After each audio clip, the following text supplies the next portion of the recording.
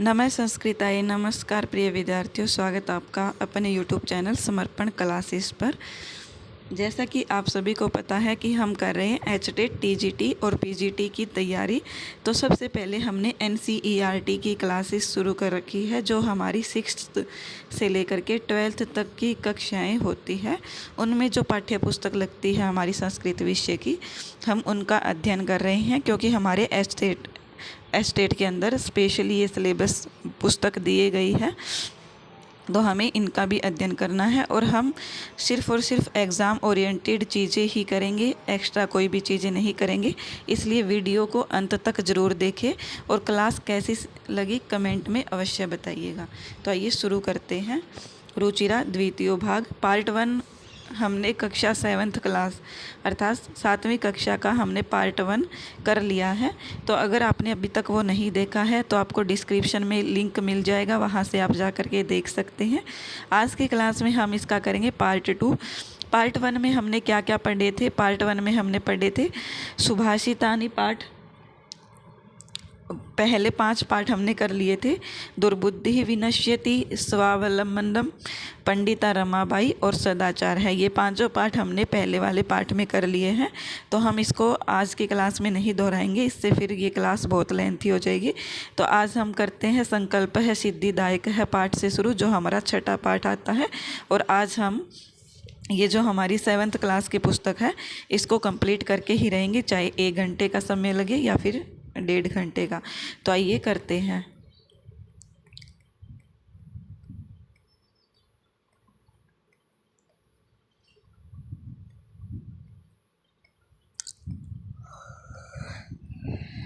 ये देखिए, षष्ठ है, पाठ है, संकल्प है, सिद्धिदायक है। तो यहाँ पर क्या कहा गया है? संकल्प है सिद्धि का मतलब क्या होता है कि जो संकल्प होता है, जो हमने अपने मन में संकल्प कर लिया है, वो क्या है? सिद्धिदायक है। सिद्धिदायक अर्थात सिद्ध करने वाला होता है। सिद्धिदायक है होता है, सिद्धिदायक है होता है।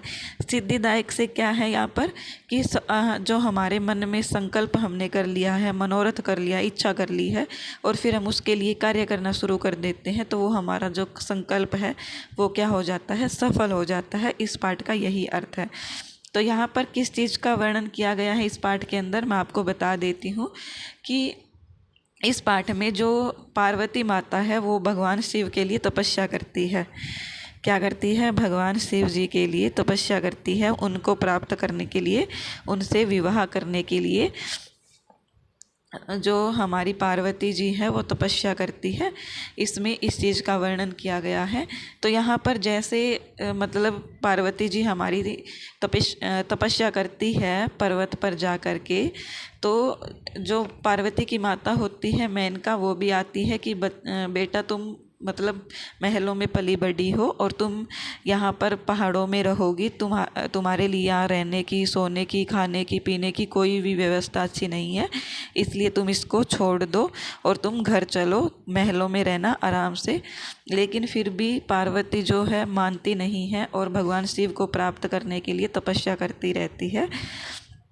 तो भगवान शिव उनकी परीक्षा लेने के लिए, जब वो तपस्या कर रही होती है, तो भगवान शिव उनकी तपस्या की परीक्षा करने के लिए कि ये सच में तपस्या कर रही है या सिर्फ नौटंकी कर रही है, कि उसकी परीक्षा लेते हैं। तो भगवान शिव आकर के कहते हैं कि एक ब्रह्मचारी वेश में आते हैं भगवान शिव पार्वती के पास और बोलते हैं कि क्या तुम उस पाखंडी शिव के लिए तपस्या कर रही हो, जिसका ना तो रहने का घर है, ना रहने का पहनने के लिए उसके पास कपड़ा है। ऐसे ही वो शेर की कपड़ों की चादर बना करके पहनता रहता है, शरीर पर भस्म लगाए रहता है, नहाता नहीं है, धोता नहीं है, खाने को उसके पास कुछ नहीं है, रहने के लिए कोई व्यवस्था नहीं है। क्या तुम उसके लिए तपस्या कर रही हो? तो इस पर जो है पार्वती वो क्रोधित होकर के बोलती है कि मतलब कि अगर कोई व्यक्ति अच्छा है तो हमें उसके बारे में अच्छी ही चीज़ें बोलनी चाहिए, ना तो उसके बारे में उनकी कभी चुगली करनी चाहिए और ना ही कभी चुगली को सुनना चाहिए, क्योंकि उनको ये सब चीज़ें चुगली ही लग रही थी। क्योंकि ब्रह्मचारी जो है वो एक साधु के वेश में शिव जी बन के मतलब साधु के वेश में आए थे शिव जी, तो उनको ये नहीं पता था पार्वती को कि ये भगवान शिव आए हुए हैं। तो इसमें यही वर्णन किया गया है। तो यहाँ पर एक दो सूक्ति है जो इम्पोर्टेंट है, जो हमें पता होनी चाहिए। वो सूक्ति क्या है मैं आपको बताती हूँ। सूक्ति क्या है?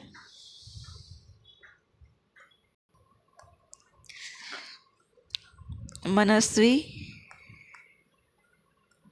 कदापि धैर्यं न परित्यज्यति, न परित्यज्यति। कि जो मनस्वी लोग हैं, जो विद्वान लोग हैं, वो क्या है, कदापि कभी भी धैर्य को, धीरज को नहीं परित्यज्यति छोड़ते हैं। कि जो विद्वान लोग होते हैं वो अपने धैर्य को कभी भी नहीं छोड़ते हैं। आगे है दूसरी सूक्ति, इसमें मैं यही करवा देती हूँ। दूसरी सूक्ति है कि श्रीरम आद्यम खलु धर्म साधनम। ये बहुत इम्पोर्टेंट सूक्ति है, ये हमसे पूछी जा सकती है। श्रीरम आद्यम खलु धर्म साधनम।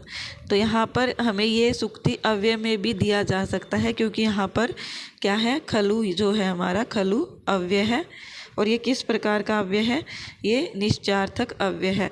तो ये हमें पता होना चाहिए कि शरीर जो है वो हमारा क्या है, धर्म का सबसे प्रमुख या फिर आद्य अर्थात पहला या प्रमुख बोल सकते हैं साधन है। कि जो शरीर है उसी की हमें सबसे पहले रक्षा करनी चाहिए। वही हमारा धर्म है, वही हमारे धर्म का पहला साधन है। हमें किसी और चीज़ पर पहले ध्यान नहीं देना चाहिए, अपने शरीर को स्वस्थ रखना चाहिए, ऐसा इसमें कहा गया है। तो ये सूक्ति हमें अव्यय में भी दी जा सकती है और वैसे भी उठा करके दी जा सकती है कि ये श्रीरम आद्यम खलु धर्म साधनम। ये सूक्ति किसने कही है? तो यहाँ पर ये सूक्ति कही है ब्रह्मचारी शिव जी ने। किसने कही है? ब्रह्मचारी शिव जी ने। अगर ऑप्शन में हमें ब्रह्मचारी शिव भी दिया हो और स्पेशल शिव भी दिया हो तो हमें ब्रह्मचारी शिव ही करना है, क्योंकि जो पार्वती के साथ बातें कर रही हैं वो ब्रह्मचारी शिव ही बातें कर रही हैं। इसलिए हमें ये पता होना चाहिए कि ये सूक्ति किसने दी है या किसने कही है। तो ब्रह्मचारी शिव ने कही है। इसके बाद एक सूक्ति और आती है जो पार्वती बोलती है, ब्रह्मचारी शिव को बोलती है।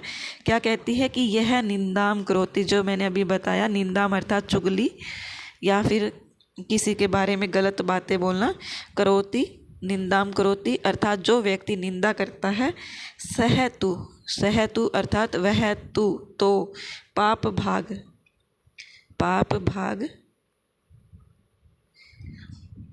भवति एव यह शृणोति सो अपि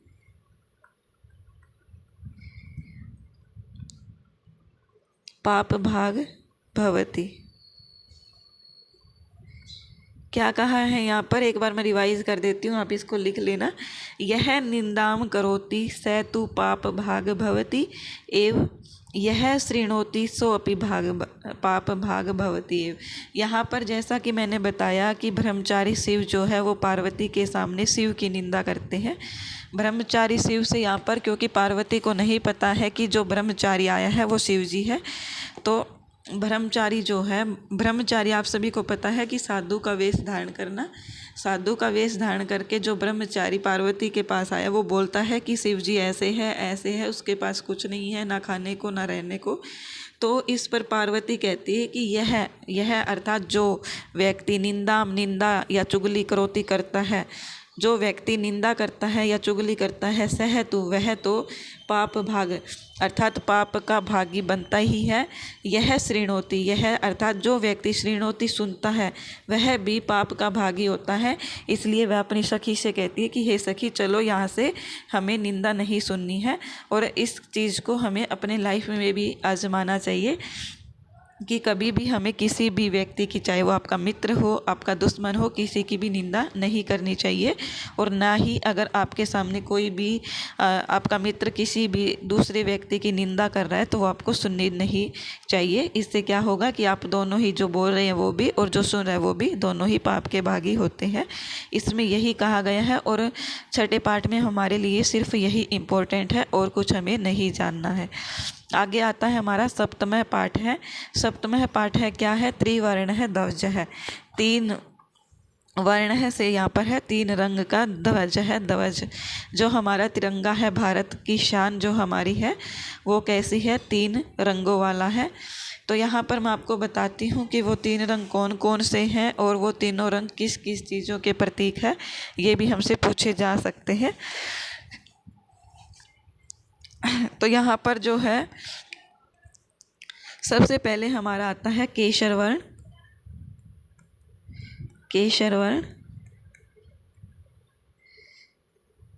जैसे ये हमारा ध्वज हो गया, ऊपर आएगा केसर वर्ण, बीच में होगा हमारा वाइट कलर और नीचे होगा हरित वर्ण। तो यहाँ पर क्या है? नीले रंग की इसमें अशोक चक्र होता है बीच में, तो ये बना देते हैं। समझ लेना, ड्राइंग अच्छी है और वैसे फिर ये फ़ोन के ऊपर बनती है, ऐसी है।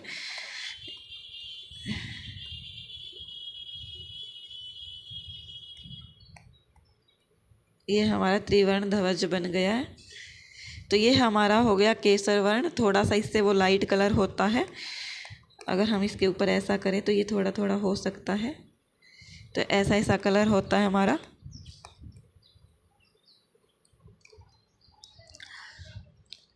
तो यहाँ पर क्या है? जो केसर वर्ण है, ये ऊपर वाला जो केसर वर्ण है, ये किस चीज़ का प्रतीक है? तो ये हमसे पूछा जा सकता है। तो ये हो जाएगा हमारा शौर्यस्य, शौर्यस्य, शूरता का, और त्यागस्य, त्याग का, उत्साहस्य, उत्साह का। ये जो हमारा केसर वर्ण है, ये किसका प्रतीक है? शौर्यस्य, शूरता का, वीरता का, पराक्रम का, त्यागस्य, त्याग का, अर्थात कि जो भारत के लोग हैं वो कितने त्याग करने वाले हैं, अर्थात किसी चीज़ को, चाहे वो उसको प्रिय हो ना हो, या फिर अपने देश की रक्षा के लिए त्याग करना, और उत्साहस्य, उत्साह का। तो यहाँ पर जो केसर वर्ण है, ये शौर्य, त्याग और उत्साह का प्रतीक है। इसके बाद हमसे पूछा जाता है कि जो श्वेत वर्ण है वो किस चीज़ का प्रतीक है? तो श्वेत वर्ण हमारा हो जाएगा शांति का। श्वेत वर्ण हो जाएगा हमारा सत्य का, शांति का और पवित्रता का। पवित्रता को ही हम सूची बोल सकते हैं, क्योंकि जो हमारा सूची होता है, सूची वो भी पवित्र ही होता है। तो यहाँ पर हम सत्य, शांति, पवित्रता, सात्विक, ये हमारा क्या हो जाएगा? श्वेत वर्ण का हो जाएगा। इसके बाद है हरित वर्ण। तो यहाँ पर हरित वर्ण हमारा हो जाएगा वसुंधरा में जो जो हमारी समृद्ध वसुंधरा है। वसुंधरा क्या होती है?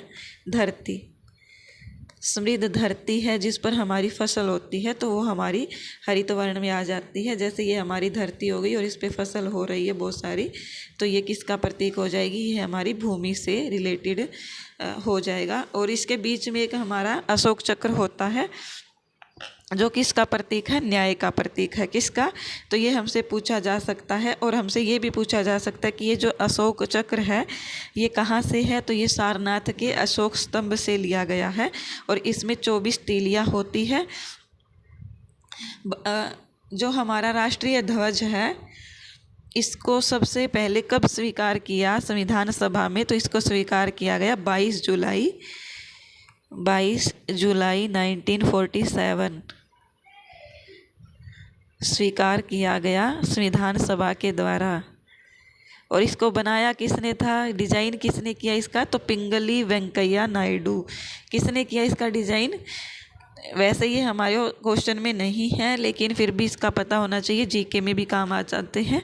तो ये क्या किसने किया है? पिंगली वेंकैया नायडू ने इसका डिज़ाइन तैयार किया था। और 2022 22 जुलाई 1947 में क्या किया गया, इसको संविधान सभा में लागू किया गया, अर्थात इस ध्वज को अपना लिया गया, लागू नहीं अपना लिया गया इस ध्वज को, कि आज से हमारा भारत का जो तिरंगा है वो यही होगा। इसको तिरंगा क्यों बोलते हैं, क्योंकि इसमें 3 रंग हैं और वो रंग कौन कौन से हैं वो हमने जाने। और इसके अंदर जो अशोक चक्र होता है वो कहाँ से लिया गया है, तो सारनाथ के अशोक स्तंभ से लिया गया है ये चक्र। और इसमें 24 तीलियाँ होती हैं। और ये जो चक्र है अशोक चक्र, ये किसका प्रतीक है, न्याय का प्रतीक है। आई होप आप सभी समझ गए होंगे। तो हमें सिर्फ और सिर्फ यही याद करना है। इससे रिलेटेड त्रिवर्ण ध्वजा से रिलेटेड जो हमारा अष्टम पाठ आता है, अष्टम पाठ में ज़्यादा कुछ इम्पोर्टेंट नहीं था, ना ही उससे कोई भी क्वेश्चन पूछा जाता, इसलिए नहीं उठाया गया है। सिर्फ और सिर्फ यही है कि 8वां पाठ का नाम है अहम अपि विद्यालयम गमिष्यामि, कि मैं भी विद्यालय जाऊंगी। तो यहाँ पर जो छोटे बच्चे होते हैं 6 वर्ष से 14 वर्ष तक के बच्चे, उनको निःशुल्क जो शिक्षा दी जाती है हमारी, क्या है, निःशुल्क शिक्षा 6 वर्ष से 14 वर्ष तक के। तो ये किस एक्ट में, मतलब कब दी गई, 2009 से सरकार द्वारा ये शुरू की गई है, मौलिक अधिकार बच्चों के लिए दिया गया है। तो यहाँ पर 6 से 14 वर्ष ये सभी हमें पता ही होता है। हम इसको इनमें जो हमारा पेडागोजी सब्जेक्ट होता है, जैसे हमारी CDP है, उसमें भी हम ये सब पढ़ते हैं। तो ये हमें 8वें पाठ से कुछ भी इम्पोर्टेंट नहीं है। अब आता है हमारा 9वां पाठ। इसमें क्या है, विश्व बंधुत्वम। विश्व बंधुत्वम से यहाँ पर क्या है कि जो सभी ये पूरा विश्व है वो हमारा क्या है, भाई है, बंधु है, भाईचारा है। इस प्रकार का बिहेव हमें रखना चाहिए, किसी से क्या नहीं करना चाहिए, बुरा व्यवहार नहीं करना चाहिए। पूरे विश्व को भाई बंधु के समान समझना चाहिए, चाहे वो किसी अन्य राज्य से बिलोंग करता हो या फिर किसी अन्य देश से, सभी हमारे भाई बंधु हैं। इस प्रकार का हमें नेचर सभी के साथ रखना चाहिए। तो यहाँ पर एक सूक्ति आती है जो इम्पोर्टेंट है, पूछा भी जा सकता है। तो यहाँ पर क्या है कि अयम निज है परो वेति गणना लघु चेतसाम उदार चरितानाम तु वसुदैव कुटुंबकम। क्या कहा गया है कि अयम, अयम अर्थात यह है, अयम क्या है, यह है, निज है अर्थात अपना है, निज है क्या है, अपना है, यह अपना है, परो पराया है, यह अपना है, पराया है। वा से क्या है, यहाँ पर वेति शब्द, वा धन इति, यहाँ पर संधि कौन सी हो गई है, गुण संधि हो गई है। वा धन इति वेति बनता है। तो वा का अर्थ क्या हो जाएगा यहाँ पर, अथवा। इति इस प्रकार की गणना, गणना करते हैं। लघु चेत साम, लघु चेत यहाँ पर क्या है, जिसका लघु अर्थात तुच्छ या फिर लघु छोटा, चेत क्या है, हृदय है, क्या है, हृदय है, कि यह मेरा है, यह पराया है। इन चीज़ों की गणना कौन करते हैं, तुच्छ हृदय वाले व्यक्ति ही करते हैं। उदार चरिता नाम तू, उदार चरिता नाम से यहाँ पर क्या है, जिसका चरित, चरित अर्थात जिसका हृदय उदार है। उदार अर्थात दूसरों पर दया रखने वाला है, दूसरों पर उदार भाव रखने वाला है, उसका जो हृदय है तू। तो वसुदेव, वसुदेव क्या है, पृथ्वी। ये जो पूरी पृथ्वी है, पूरी या फिर सारी पृथ्वी बोल सकते हैं, कि ये जो सारी पृथ्वी है वो कुटुंबकम, कुटुंबकम से क्या है, यहाँ पर परिवार के समान है, एक कुटुंब के समान है। कुटुंब क्या हो जाएगा यहाँ पर, कि ये जो पूरी पृथ्वी है ये कुटुंब के समान है। तो हमसे प्रश्न किस प्रकार का पूछा जा सकता है, तो यहाँ पर बोला जा सकता है कि उदार चरिता नाम तू, उदार चरिता नाम तू, यहाँ पर डैश दे दिया जाएगा और कुटुंबकम बोला जाएगा और ऑप्शन में कुछ भी दे दिया जाएगा। तो यहाँ पर क्या हो जाएगा हमारा, वसुदैव कुटुंबकम, क्योंकि जो हमारी पूरी पृथ्वी है वो ही कुटुंब के समान है। या फिर हमसे ये भी पूछा जा सकता है कि डैश तू वसुदेव कुटुंबकम, किन के लिए वसुदेव अर्थात जो पृथ्वी है वो पूरा कुटुंब है, तो किन के लिए है, उदार चरिता नाम अर्थात जिनका हृदय उदार वाला है। या फिर हमसे इस प्रकार का भी प्रश्न पूछा जा सकता है पहली पंक्ति से कि अयम निज है परो वेति गणना, फिर डैश लगा करके पूछा जाएगा, तो हमें पता होना चाहिए कि लघु चेत सम की इस प्रकार की गणना तुच्छ हृदय वाले ही करते हैं। इस प्रकार के प्रश्न हमसे पूछे जाते हैं। और यहाँ पर ये जो वसुदैव शब्द है, इसमें वसुधा प्लस एव, यहाँ पर वृद्धि संधि हो जाती है। वसुधा धन एव वृद्धि संधि हो जाएगी। अयम निजः परो वेति गणना लघु चेतसाम, कि यह मेरा है, यह पराया है, ये इन चीज़ों की गणना कौन करते हैं? तुच्छ हृदय वाले लोग ही करते हैं। कौन करते हैं? तुच्छ हृदय वाले लोग ही करते हैं। जो उदार चरित्र वाले लोग होते हैं वो तो पूरी पृथ्वी को ही अपना कुटुंब मानते हैं। इसमें और कुछ जानने का नहीं है। अब हमारा आता है पार्ट नंबर 11 है, क्योंकि 10 में भी कुछ भी नहीं है पढ़ने के लिए। 10वें पाठ का नाम क्या है वो आपको बता देती हूँ, और उसमें थोड़ी सी कहानी बता देती हूँ कि क्या है, ताकि कभी कहीं मतलब आपसे कोई पूछ ले कि समवायो ही दुर्जय पाठ में क्या कहानी है, तो आपको पता होना चाहिए। तो यहाँ पर क्या है, समवायो ही दुर्जय नाम है पाठ का। क्या नाम है? समवायो ही दुर्जय। समवायो ही दुर्जय। ये आपको मैं जो पाठ के अर्थ बता रही हूँ ये भी आपको पता होना चाहिए, क्योंकि पाठ का अर्थ भी हमसे पूछा जाता है। तो यहाँ पर ये हमारा कौन सा पाठ है? 10वां पाठ है। समवायो ही दुर्जय है। समवायो क्या है? यहाँ पर समवाय अर्थात जो संगठन है वो क्या है? दुर्जय है, अजेय है होता है। अर्थात संगठन को कोई नहीं जीत सकता है, वो अजेय होता है। अगर हम कोई भी कार्य कर रहे हैं और संगठन में मिल करके कार्य कर रहे हैं तो हम पर कोई भी विजय प्राप्त नहीं कर सकता है, हम ही विजय प्राप्त करेंगे, क्योंकि संगठन हमेशा अजेय होता है, ऐसा इसमें कहा गया है। तो यहाँ पर कहानी क्या दी गई है? इसमें कहानी दी गई है कि एक बार एक गज होता है, गज अर्थात हाथी होता है, और एक वृक्ष होता है, उसके ऊपर चिड़िया का घोंसला बना हुआ होता है। उस घोंसले पर जो गज है, हाथी है, वो क्या करता है? अपनी सूंड से उस घोंसले को नीचे गिरा देता है, और जैसे ही घोंसला नीचे गिरता है वो सारे के सारे चिड़िया के जो अंडे होते हैं वो फूट जाते हैं, और जो अंडे के अंदर बच्चे होते हैं वो धरती में अर्थात वो अंडों से निकलने से पहले ही उनकी मृत्यु हो जाती है। इस पर चिड़िया उदास हो जाती है और वो रोने लगती है। तो जो वन में रहने वाले अन्य जीव जंतु है, जैसे मेंढक, कछुआ, कोई कोयल, चिड़िया, तोता, मैना, ये सब जो भी जानवर या जो भी पक्षी है, जो भी जीव जंतु हैं वन में रहते हैं जो, वो क्या कहते हैं कि हे चिड़िया तुम इतनी उदास क्यों हो, क्या हुआ? तो इस पर चिड़िया बताती है कि मेरा घोंसला एक मदमद जो जिसने अपना होश खो रखा है, जो ऐसे हाथी ने, नशे से युक्त हाथी ने, मदमत जिसको बोलते हैं, ऐसे हाथी ने क्या किया, उसको अपनी सूंड से गिरा दिया और मेरे सारे बच्चों की डेथ हो गई, मृत्यु हो गई। तो इस पर वो सभी क्या करते हैं? एक प्लान बनाते हैं।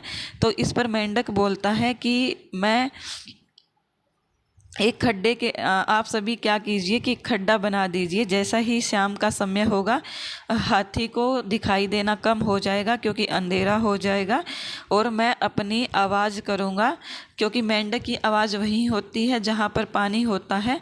लेकिन मेंढक क्या करता है? एक खड्डे में बैठ जाता है और आवाज़ करता है खड्डे से दूसरी साइड, और बीच में खड्डा बना हुआ होता है। तो मेंढक आवाज़ करता है, इससे हाथी को लगता है कि पानी उस तरफ है और वो उसकी तरफ आगे बढ़ने लगता है मेंढक की आवाज़ सुन करके।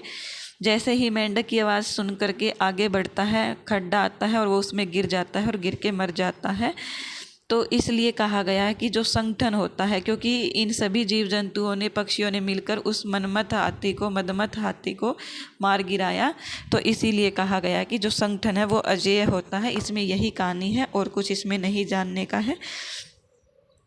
आगे है हमारा पाठ नंबर 11 है, जिसका नाम है जिसका नाम है विद्याधनम। क्या है? विद्याधनम। विद्या रूपी जो धन है, विद्या रूपी जो धन है, तो यहाँ पर कौन सा अलंकार हो जाएगा हमारा? रूपक अलंकार, विद्या रूपी धन। तो यहाँ पर इसके अंदर हमें सुक्ति दी गई है, ये हमें पता होना चाहिए। तो हम करते हैं सबसे पहले, न चौरहार्यम गा करके देखते हैं इसको।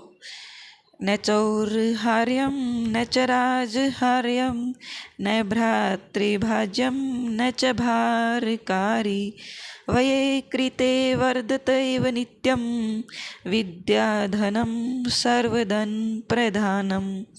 तो यहाँ पर क्या कहा गया है, गाना मुझे इतना ही मतलब इसी प्रकार से आता है, ज़्यादा आप सीरियसली मत लीजिएगा कि मैम आपने क्या गाया है, इतना बकवास गाया है। मैंने वैसे ही बोल करके बताए हैं, आप बोलते हो तो मैं पढ़ के भी सुना देती हूँ कि न चौरहार्यम न च राजहार्यम न भ्रातृभाज्यम न च भारकारी वये कृते वर्धत एव नित्यम विद्याधनम सर्वधन प्रधानम। तो यहाँ पर क्या कहा गया है, आइए देखते हैं इस सूक्ति में क्या कहा गया है। इस सूक्ति में कहा गया है कि विद्या का महत्व का वर्णन किया गया है कि जो हमारी विद्या है वो किस प्रकार की है, उसको हमें पढ़ने से, उसका विद्या को ग्रहण करने से क्या हमें लाभ होता है, किस प्रकार की हमारी विद्या है, विद्या के महत्व का यहाँ पर वर्णन किया गया है। तो जो पहली पंक्ति में कहा गया है कि न चौर्हार्यम न च राजहार्यम, तो यहाँ पर क्या है कि यहाँ पर कहा गया है कि हार्यम चौर, कि हार्यम क्या है यहाँ पर, हरण, कि ये जो विद्या है न चौर, चौरों के द्वारा हरण की जाती है, न च राजहार्यम और न ही क्या है राजाओं के द्वारा, न ही राजाओं के द्वारा हार्यम छीन ली जाती है। अर्थात जो हमारी विद्या है, अगर हमारे पास विद्या का ज्ञान है, अर्थात हमारे पास नॉलेज है, ज्ञान है, तो उस ज्ञान को ना तो कोई चोर चुरा सकता है, ना ही उस ज्ञान को राजा हमसे छीन सकता है। चाहे चोर हो या राजा हो, वो हमसे हमारा परिवार छीन सकता है, हमारी दौलत छीन सकता है, हमारे कुछ भी छीन सकता है, लेकिन वो क्या है, हमारे ज्ञान को नहीं छीन सकता। वो अगर कोई राजा बुद्धू है और वो ये सोचे कि मैं इस व्यक्ति को पैसे दे दूँ बहुत सारे और ये अपना ज्ञान मुझे दे देगा, तो ऐसा नहीं होता है। कोई भी इसको छीन नहीं सकता है, कोई भी हमसे हमारा ज्ञान नहीं ले सकता है, हमारी विद्या नहीं ले सकता है, ऐसा इसमें कहा गया है। दूसरा है न भ्रातृभाज्यम, न भ्रातृ क्या है यहाँ पर, भ्रातृ अर्थात भाइयों में, भ्रातृ अर्थात भाइयों में, कि जिस प्रकार से जो ज़मीनें होती है वो क्या कर दी जाती है, भाइयों में बांट दी जाती है। जब माता पिता वृद्ध हो जाते हैं और 2 या 3 भाई होते हैं किसी घर में, किसी में ज़्यादा होते हैं, किसी में 2 ही होते हैं, तो उनमें क्या कर दिया जाता है, ज़मीन का बंटवारा कर दिया जाता है। लेकिन जो विद्या होती है, अगर कोई 3 भाइयों में से कोई एक भाई विद्वान है, तो एक भाई की जो नॉलेज है, ज्ञान है, वो उन 2 भाइयों में नहीं बांटी जा सकती। इसमें यही कहा गया है कि न भ्रातृभाज्यम, कि न भ्रातृभाज्यम अर्थात न भाइयों में भाज्यम अर्थात विभाजन करने योग्य है, कि ये जो विद्या है इसको बांटा नहीं जाता है, विभाजन नहीं किया जाता है। क्या नहीं किया जाता है, विभाजन नहीं किया जाता है। न च भारकारी, और न ही यह जो विद्या है भार प्रदान करने वाली है, क्या नहीं है, भार देने वाली नहीं है, बल्कि हमें हल्कापन महसूस कराने वाली है। क्योंकि हमें अगर किसी चीज़ की नॉलेज होगी, किसी चीज़ का ज्ञान होगा, तो हम पूरे समाज में सम्मान को प्राप्त करेंगे। व्यय कृते का यहाँ पर क्या है कि व्यय अर्थात जितना हम इसको खर्च करेंगे, व्यय करना अर्थात खर्च करना, व्यय करना अर्थात खर्च करना, कि जितना हम इसको खर्च करेंगे, जितना हम किसी, जैसे मैं अभी आप सभी को अपना जो ज्ञान है वो आप सभी तक पहुंचाना चाह रही हूँ, अपना ज्ञान खर्च कर रही हूँ, तो इससे क्या हो रहा है कि जो मेरी जो नॉलेज है वो कम नहीं हो रही है, मुझे और ज़्यादा नॉलेज मिल रही है। इससे क्या होगा कि मुझे और अच्छे से इसके बारे में ज्ञान होगा, अगर मैं आपको किसी चीज़ को करवा रही हूँ तो। इसीलिए कहा जाता है कि अगर आपको कोई चीज़ याद नहीं रहती है, तो आप क्या कीजिए कि अपने से ऐसे व्यक्ति को बिठाइए जिनको ये चीज़ें समझ में नहीं आती है, या फिर आपके कोई मित्र को बिठा लीजिए जो ये बोलता हो कि मुझे आता नहीं है, और क्या कीजिए कि आप उनको समझाने का प्रयत्न कीजिए, उनको भी समझ में आएगा, और इससे क्या होगा कि आप भी कभी भी नहीं भूलेंगे। इसलिए कहा गया है कि व्यय कृते अर्थात खर्च करने पर वर्धत अर्थात बढ़ती है नित्यम सर्वदा, कि ये जो विद्या है ये खर्च करने पर हमेशा बढ़ती है, कम नहीं होती है। विद्या धनम सर्वधन प्रदानम, विद्या रूपी जो धन है वही क्या है, सभी धनों में प्रदान है। क्या है, विद्या रूपी जो धन है वो सभी धन में प्रधान है। तो ये हमारी एक इम्पोर्टेंट सूक्ति हो जाती है और ये हमसे पूछी भी जा सकती है कि डैश सर्वधन प्रदानम, तो ये हमारी हो जाएगी विद्या धनम, विद्या रूपी जो धन है वही सभी धनों में प्रदान है। तो यहाँ पर विद्या धनम शब्द में कौन सा अलंकार हो जाएगा, रूपक अलंकार हो जाएगा। विद्या रूपी धन में रूपक अलंकार हो जाएगा। और ये पूरी की पूरी जो पूरा जो ये सूक्ति दिया हुआ है, ये पूरा जो श्लोक दिया हुआ है, इसके अंदर कौन सा अलंकार हो जाएगा, अर्थांतरन्यास, क्योंकि ये जो है ये हमारी एक सूक्ति है। वैसे ये पूरा श्लोक ही एक सूक्ति है, हमसे कहीं भी पूछा जा सकता है, लेकिन ये इम्पोर्टेंट है। और ये सूक्ति होने के कारण जहाँ भी सूक्ति होती है वो हमारा कौन सा अलंकार होता है, अर्थांतरन्यास अलंकार होता है। कौन सा अलंकार होता है, अर्थांतरन्यास अलंकार। इसमें अगर हमसे छंद पूछा जाए तो छंद कौन सा होगा हमारा, उपजाति छंद हो जाएगा। कौन सा छंद हो जाएगा, तो ये हो जाएगा हमारा उपजाति छंद। ये हमें विशेष रूप से ध्यान रखना है, आपको रटने की बिल्कुल भी आवश्यकता नहीं है। और मैं आपको सबसे इम्पोर्टेंट बात मैं बताना मुझे आपको 5 मिनट के बाद ही था, मैं आपको भूल गई हूँ, अभी बताती हूँ कि जो हमारी आप सभी के डिमांड पर मैंने ये सोचा है कि अब से आपको क्लासेस 2 प्रोवाइड की जाएगी डेली। और वो 2 क्लासेस किस किस टाइम प्रोवाइड की जाएगी तो मैं आपको समय बता देती हूँ। एक होगी हमारी 11 बजे क्लास, मॉर्निंग में 11 बजे, 11 बजे क्लास होगी हमारी मॉर्निंग में। और इस क्लास में क्या करेंगे, हम NCERT या फिर साहित्य की चीज़ें पढ़ेंगे। और जो हमारी दूसरी क्लास होगी वो क्या होगी, 2 बजे होगी, 2 बजे होगी दूसरी क्लास। और वो आज से ही कक्षा शुरू है हमारी 2 बजे। तो सबसे पहले तो मैं आपको 3 दिन या 4 दिन जो हमारा रहता है वो हम पहले सिलेबस करेंगे, क्योंकि मैंने पहले वाले चैनल पर करवाया था आपको ये सिलेबस और प्रीवियस ईयर के क्वेश्चन। तो प्रीवियस ईयर के क्वेश्चन हम अभी नहीं करेंगे, वो हम करेंगे जब हमारा एग्ज़ाम पास होगा, अर्थात 1 मंथ पहले हम कर लेंगे इसको, प्रीवियस ईयर के एग्ज़ाम को दोबारा से। और ये हमारा नया चैनल है, तो आपने अगर अभी तक ये नए वाले चैनल को सब्सक्राइब नहीं किया है तो इस चैनल को सब्सक्राइब कर लीजिए, क्योंकि HTET की क्लासेस आपको इसी चैनल पर मिलेगी। पुराने वाले जो चैनल है हमारा समर्पण संस्कृत क्लासेस, उस पर नहीं मिलेगी। डिफरेंस क्या है दोनों चैनल में, उसमें ये लिखा हुआ है कि समर्पण संस्कृत क्लासेस चैनल का नाम है, लेकिन ये जो हमारा ये चैनल है ये समर्पण क्लासेस है। इसलिए आपने अभी तक इस चैनल को सब्सक्राइब नहीं किया है तो चैनल को सब्सक्राइब कर लीजिए।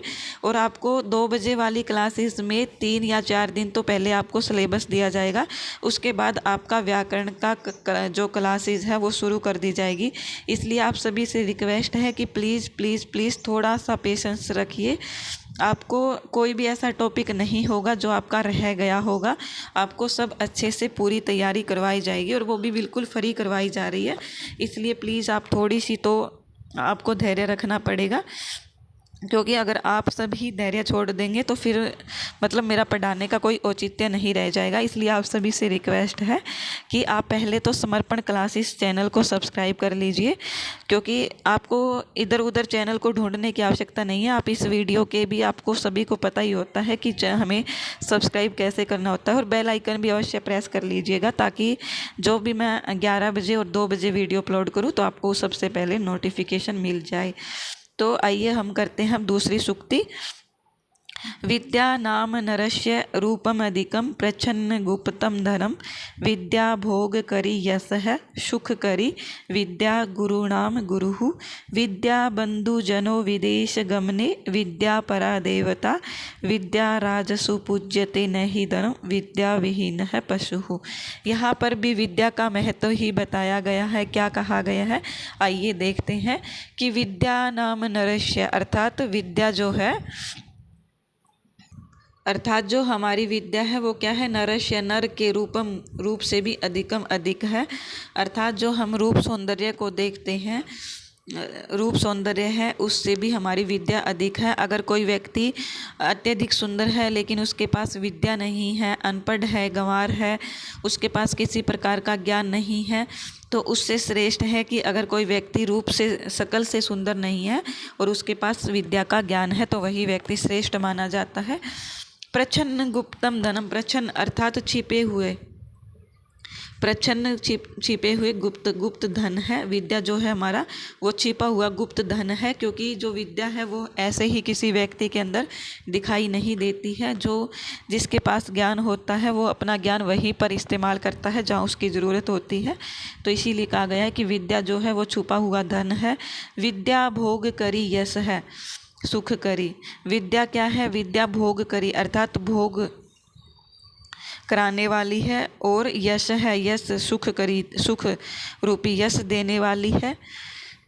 विद्या जो है सुख रूपी यश देने वाली है। विद्या गुरुणाम गुरु, विद्या जो है हमारी वो गुरुणाम, यहाँ पर गुरुणाम शब्द में क्या है, षष्ठी विभक्ति का प्रयोग किया गया है।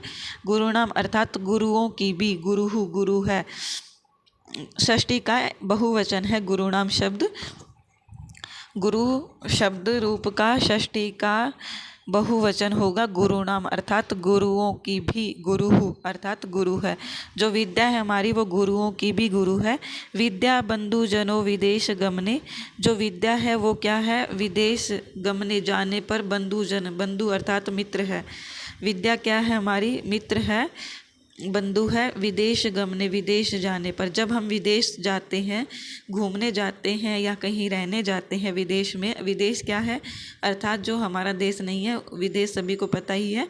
बंधु जनो विद्या, तो यहाँ पर क्या है, जो हमारी विद्या है वो मित्र रूपी कार्य करती है। जैसे हम अगर विदेश जाते हैं और वहाँ पर जो लैंग्वेज होती है वो अलग यूज़ की जाती है, जैसे अमेरिका में इंग्लिश बोली जाती है, तो क्या होता है कि अगर हम अमेरिका चले जाएं और हमारे पास विद्या नहीं होगी, नॉलेज नहीं होगा इंग्लिश की, इंग्लिश लैंग्वेज का, तो हम क्या है कि वहाँ पर किसी से बातचीत कर ही नहीं पाएंगे। इसलिए इसमें बोला गया है कि विद्या हमारी क्या है, विदेश जाने पर भी बंधु अर्थात मित्र का कार्य करती है। विद्या परा देवता, विद्या क्या है हमारी, परा देवता अर्थात जो विद्या है वो हमारी देवता है। विद्या राजसु पूज्यते, विद्या जो है वो राजसु राजाओं में क्या है, विद्या राजाओं में पूज्यते पूजी जाती है। न ही धनम, धन का पूजन नहीं किया जाता है, अर्थात राजा लोग भी क्या है, विद्या का ही पूजन करते हैं, धन की पूजा नहीं करते हैं। विद्या विहीन है पशु, जो व्यक्ति विद्या के विहीन है वो व्यक्ति कैसा है, पशु है। तो यहाँ पर हमसे ये भी पूछा जा सकता है कि विद्या विहीन है डैश, तो ये हमारा क्या हो जाएगा, पशु। अब हम इसका व्याकरण जानते हैं कि क्या क्या है। तो सबसे पहले यहाँ पर हमारा दिया गया है नरस्य। नरस्य शब्द क्या है, षष्ठी विभक्ति का एक वचन है। नरस्य शब्द षष्ठी विभक्ति का एक वचन है। और जो हमारा धनम शब्द है ये क्या हो जाएगा, द्वितीया का एक वचन। प्रच्छन्न गुप्तम धनम। विद्या भोग करी यश है, सुख करी। विद्या गुरुनाम गुरु, गुरुनाम का हमने जान ही लिया है। विद्या बंधु जनो विदेश गमने, गमने क्या है यहाँ पर, गम धातु हो जाएगी गमने शब्द में। विद्या परा देवता, विद्या राजसु, या राजसु भी क्या है, सप्तमी का बहुवचन है। विद्या विहीन पशु, इसमें व्याकरण से यही है। अब हम जानते हैं कि इसकी जो छंद वगैरह है, अलंकार है, वो कौन कौन से हैं। तो इसमें सभी पंक्तियों में 19 वर्ण हैं, वो आप गिन सकते हैं, मैं आपको गिनवा भी देती हूँ। देखो 1 2 3 4 5 6 7 8 9 10 11 12 13 14 15 16 17 18 19, टोटल कितने हैं इसमें, 19। कितने हैं, 19। इसी प्रकार इन सभी पंक्तियों में 19 वर्ण है। तो ये हमारा छंद कौन सा हो जाएगा, शार्दूल विक्रीडितम। कौन सा छंद हो जाएगा इसमें, शार्दूल विक्रीडितम छंद, शार्दूल विक्रीडितम छंद। शार्दूल विक्रीडितम छंद में कितने वर्ण हैं, 19 वर्ण है। जब हम छंद कर लेंगे तो ये आपको बिल्कुल आसान सा लगने लग जाएगा छंद का चैप्टर। इसके बाद है अलंकार कौन सा है इसके अंदर, तो यहाँ पर ये हमारी सुक्ति दी हुई है, तो ये हमारा अलंकार हो जाएगा अर्थांतर न्यास अलंकार। कौन सा अलंकार हो जाएगा? अर्थांतर न्यास अलंकार। जो यहाँ पर देवता शब्द दिया हुआ है, हमसे ये पूछा जा सकता है कि देवता शब्द पुल्लिंग है, स्त्रीलिंग है या नपुंसकलिंग है। तो ये जो हमारा देवता शब्द है, देवता शब्द ये क्या है? देवता शब्द स्त्रीलिंग शब्द है, तो ये हमें पता होना चाहिए। देवता शब्द कैसा है? स्त्रीलिंग शब्द है। आगे अब हमारा आता है तीसरा श्लोक। केयूराः न विभूषयन्ति पुरुषं हारा न चन्द्रोज्ज्वलाः न स्नानं न विलेपनं न कुसुमं नालङ्कृताः मूर्धजाः वाणी एका समलंकरोति पुरुषं या संस्कृता धार्यते क्षीयन्ते अखिल भूषणानि सततम वाग्भूषणम भूषणम। तो यहाँ पर सबसे पहले तो आप मुझे कमेंट करके ये बताओगे कि वाणी एका क्या है, और मैं आप सभी को बता देती हूँ कि आप ऐसे ही नहीं बताओगे कि कौन सी इसमें संधि हुई है, कौन सा समास हुआ है।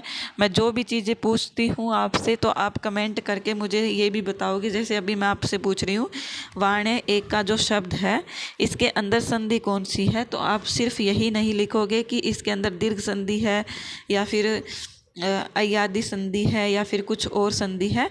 आपको सिर्फ यही नहीं लिखना है, आपको कमेंट में पहले लिखना है वाणी, ये शब्द लिखना है वाण्य का, और फिर लिखना है कि इसमें संधि स्वर संधि या दीर्घ संधि, गुण संधि, वृद्धि संधि, यण संधि, कौन सी संधि इसके अंदर होगी। तो पहले आप शब्द लिखा कीजिए, क्योंकि मैं सिर्फ आपको एक ही क्वेश्चन नहीं पूछती हूँ और मुझे ना ही याद रहता है, क्योंकि मुझे अपना भी पढ़ना होता है, इसलिए मुझे ये याद नहीं रहता है कि मैंने आपसे कौन से शब्द के बारे में पूछा था। तो आप मुझे सीधा नहीं बताओगे, आप ये बताओगे कि वाण्य का लिख करके फिर बताओगे कि संधि कौन सी है। तो आइए हम करते हैं इस सूक्ति को कि केयूराः, केयूराः क्या होता है? बाजूबंद होता है। क्या होता है? बाजूबंद।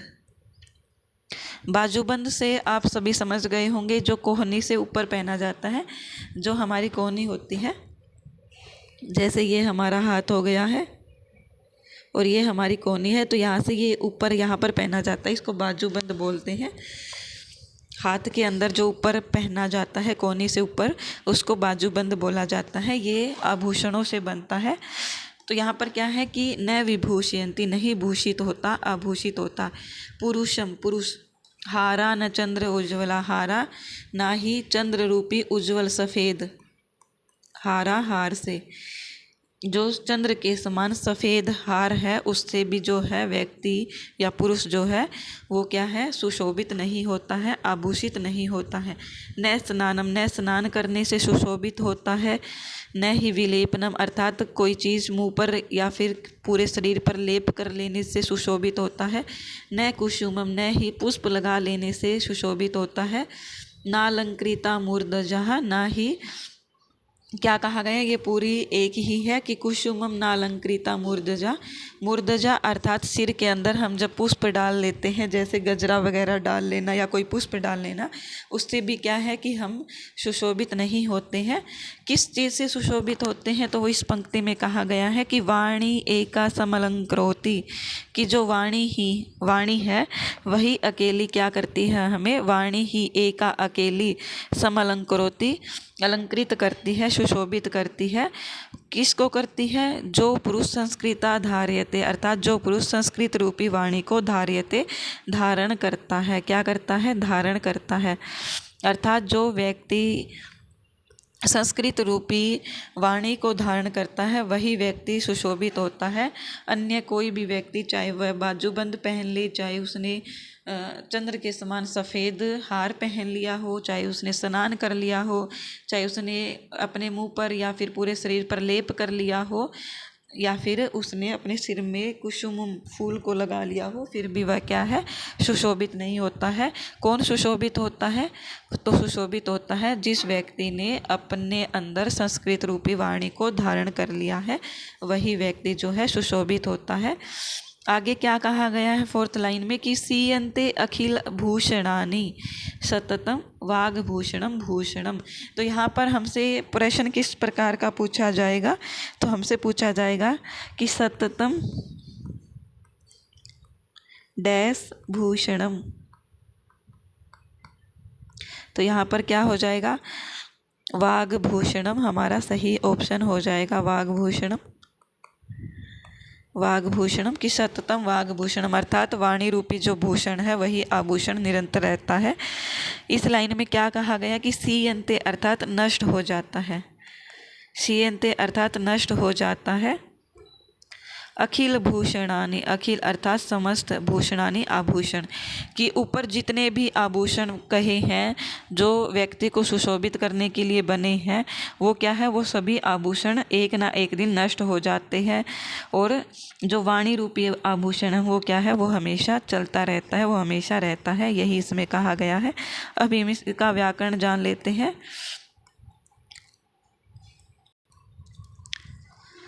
क्षमा करना बच्चों, मुझे पता ही नहीं चला कि ये जो रिकॉर्डिंग है ये बंद हो गई है और मैं बोलती जा रही हूँ और मैंने अपनी तरफ से क्लास कंप्लीट कर दी। मुझे नहीं पता कि ये वीडियो जो है वो कहाँ से रुक गई थी, लेकिन हम तीसरा जो श्लोक है वो दोबारा से शुरू करते हैं। अगर आपका ये तीसरा श्लोक की जो वो हो चुकी है, व्याख्या हो चुकी है, तो आप थोड़ा सा स्किप कर सकते हैं इसका, क्योंकि इसके बाद हम इसकी व्याकरण भी करेंगे। तो आप व्याकरण स्किप मत करना, वो इम्पोर्टेंट है और हमसे प्रश्न में पूछी भी जाती है। तो यहाँ पर है केयूराः न विभूषयन्ति पुरुषम, हारा न चंद्र उज्ज्वलाः, न स्नानं न विलेपनं न कुसुमं नालंकृता मूर्धजा, वाणी एका समलंकरोति पुरुषम या संस्कृता धार्यते, सीयन्ते अखिल भूषणानि सततम वाग्भूषणम भूषणम। तो यहाँ पर क्या कहा गया है कि केयूराः अर्थात जो बाजूबंद होते हैं, बाजूबंद जो हाथ के ऊपर अर्थात कोहनी के पास, कोहनी से ऊपर पहने जाते हैं, बाजूबंद आभूषण से बने होते हैं। ये सोने के, चांदी के, इस प्रकार के धातुओं से बने होते हैं ये। तो क्या है कि जो केयूरा है अर्थात बाजूबंद है, न विभूषयन्ति, उससे भी हम क्या है, विभूषित नहीं होते हैं, आभूषित नहीं होते हैं, सुशोभित नहीं होते हैं। पुरुषम हारा न चंद्र उज्ज्वला, और चंद्र के समान उज्ज्वल हार भी क्या है, चंद्र के समान उज्ज्वल हार से भी हम सुशोभित नहीं होते हैं। न स्नानम न विलेपनम, न ही हम स्नान करने से सुशोभित होते हैं, न ही विलेपनम, विलेप करने से अर्थात हम अपने मुंह पर कुछ लेप वगैरह लगा लेते हैं, क्रीम वगैरह, जैसे लड़कियां ज़्यादातर फेयर लवली यूज़ करती हैं। तो ये क्या है, एक लेप करना ही है, इससे भी क्या है, हम सुंदर दिखाई नहीं देते हैं। न कुसुमम नालंकृता मूर्धजा, तो यहाँ पर क्या है कि अगर हम अपने सर के ऊपर मतलब सिर के ऊपर फूल लगा लेते हैं, कुसुमम अर्थात फूलों को लगा लेते हैं, तो इससे भी क्या है, हम न अलंकृता सुशोभित नहीं होंगे। किस प्रकार से सुशोभित होंगे, तो इसमें बताया गया है तीसरी पंक्ति में, वाणी एका समलंकृति पुरुषम, वाणी एका अर्थात जो वाणी है वही अकेली क्या है, समलंकृति, हम सभी को सुशोभित कर सकती है। या संस्कृता धार्यते, और वो वाणी किस प्रकार की होनी चाहिए, जिन्होंने संस्कृत को धारण किया हुआ है, इस प्रकार के जो हमारी वाणी होनी चाहिए। वाणी कैसी होनी चाहिए, तो जिन्होंने संस्कृत रूपी वाणी को धारण किया है। सीयन्ते अखिल भूषणानि, ऊपर जितने भी श्रृंगार के समान बताए गए हैं या सुशोभित होने के लिए जो भी चीज़ें बताई गई हैं, जैसे बाजूबंद है, नहाना है, लेप करना है, फूलों को अपने बालों में लगाना है, हार पहनना, ये सभी क्या है, सीयन्ते नष्ट हो जाते हैं। क्या हो जाते हैं, नष्ट हो जाते हैं। अखिल भूषणानि, ये समस्त आभूषण जो है, ऊपर दिए गए समस्त आभूषण जो है ये सभी क्या है, नष्ट हो जाते हैं। लेकिन क्या नहीं नष्ट नहीं होता, वाग्भूषणम भूषणम, वाग्भूषणम भूषणम, वाणी रूपी जो आभूषण है वो कभी भी नष्ट नहीं होता है, ऐसा इसमें कहा गया है। एक बार फिर से देखिए इसकी व्याख्या। इसमें क्या कहा गया है कि जो केयर बाजूबंद आदि आभूषण जो यूज़ करते हैं, आप पहनते हैं, उससे भी क्या है, हम सुशोभित नहीं होते हैं, अच्छे नहीं लगते हैं, और ना ही हम जो व्यक्ति हार पहनता है उससे सुशोभित होते हैं, ना ही हम स्नान करने से अच्छे बन सकते हैं या सुशोभित हो सकते हैं। इससे सिर्फ हमारा शरीर का मैल साफ हो सकता है, ना ही हम लेप करने से अच्छे हो सकते हैं, सुंदर हो सकते हैं, सुशोभित हो सकते हैं। ना ही सिर के ऊपर, बालों के ऊपर फूल लगाने से हम सुशोभित होते हैं। हम सिर्फ और सिर्फ जिन्होंने संस्कृत रूपी वाणी को धारण कर लिया है उसी से सुशोभित होते हैं। और ऊपर के जो भी आभूषण बताए गए हैं वो सभी क्या है, नष्ट होने वाले हैं, लेकिन जो वाणी रूपी आभूषण है वो कभी भी नष्ट नहीं होता है।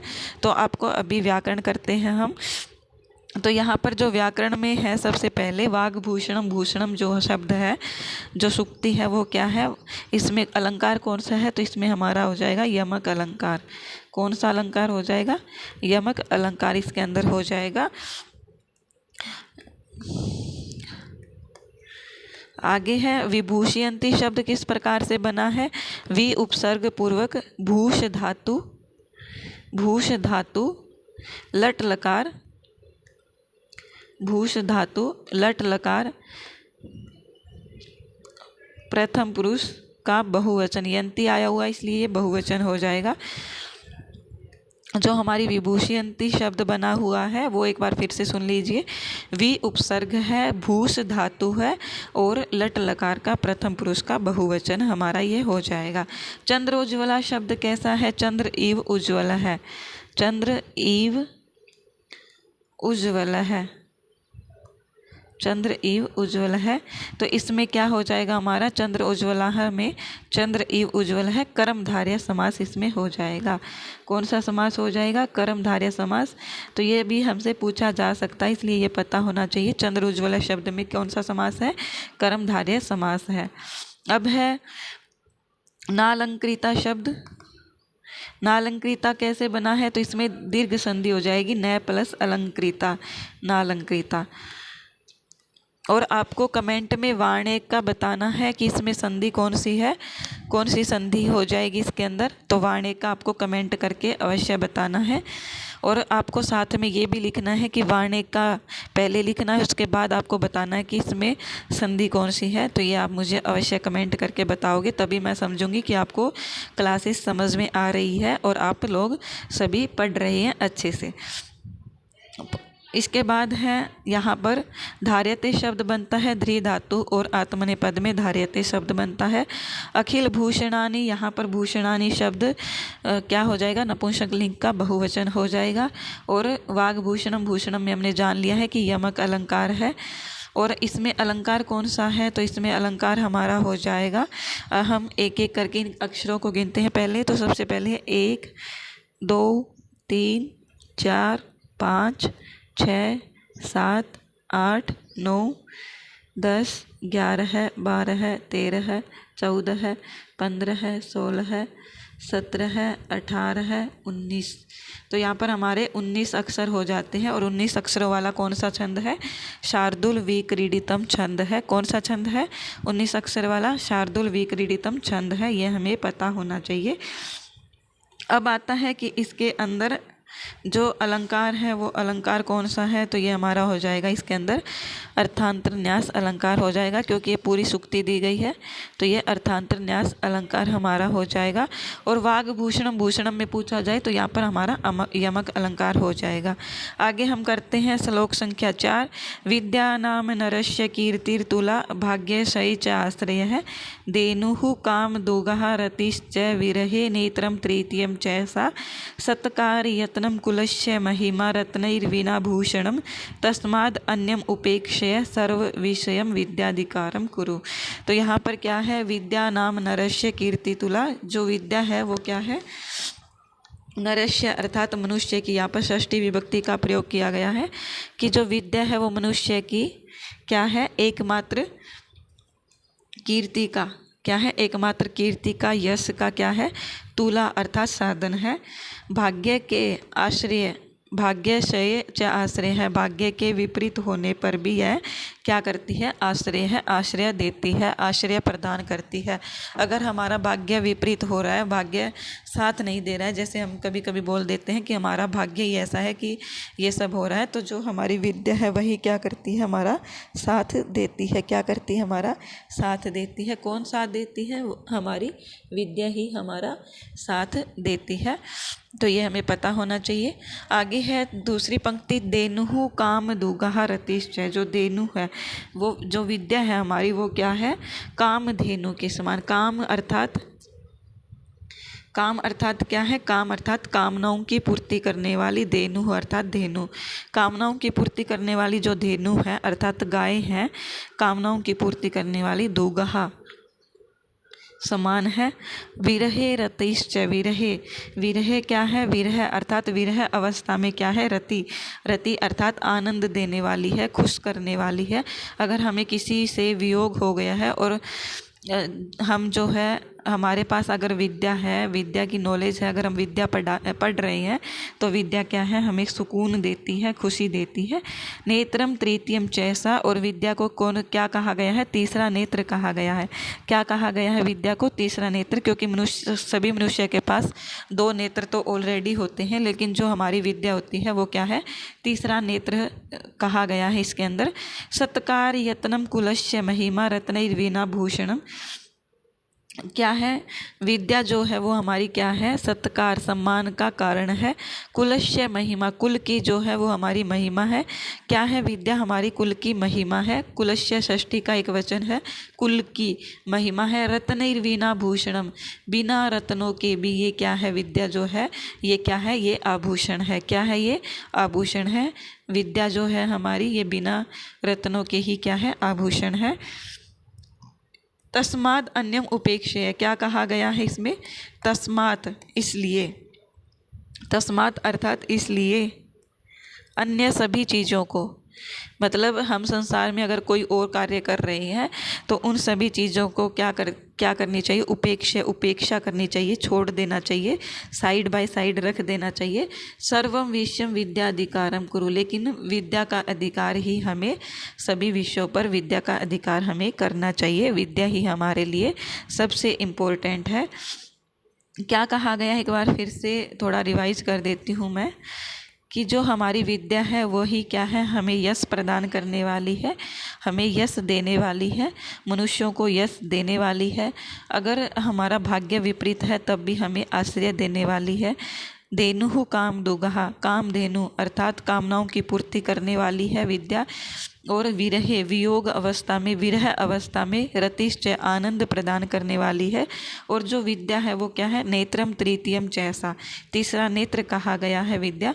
सत्कार यत्नम कुलस्य महिमा, सत्कार यत्नम क्या है यहाँ पर? अर्थात कुल की जो महिमा है वो हमें प्रदान करने वाली है, सम्मान प्रदान करने वाली है। बिना रत्नों के ही, बिना जो रत्न वगैरह होते हैं, जिससे मन के मोती होते हैं, जिससे आभूषण बनते हैं, वो बिना रत्न के ही विद्या जो है वो हमारी आभूषण है।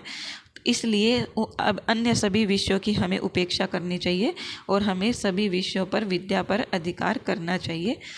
यहाँ पर आपका जो